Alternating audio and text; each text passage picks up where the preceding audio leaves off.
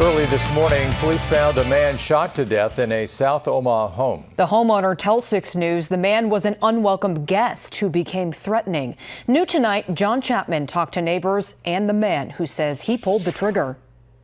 The sun had yet to welcome the day when police arrived at a home near 51st and Q around 2:30 a.m.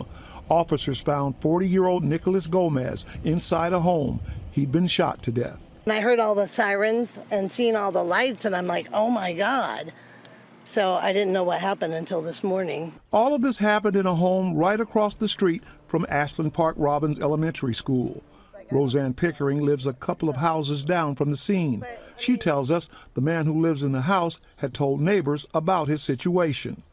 He told me that he's had someone staying there. Actually, he had just gotten out of jail, this guy, and had some stuff over there, so he came there to get his stuff, but then never left, and Rich couldn't get rid of him. He said that he was in fear of his life because the guy's violent and couldn't get him out.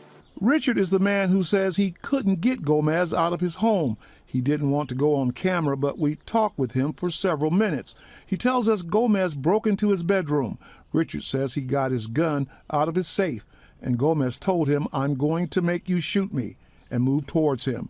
Richard says he was about 4 feet away when he pulled the trigger. Richard says after police questioned him, they dropped him off back at his home and told him for now no charges are filed against him.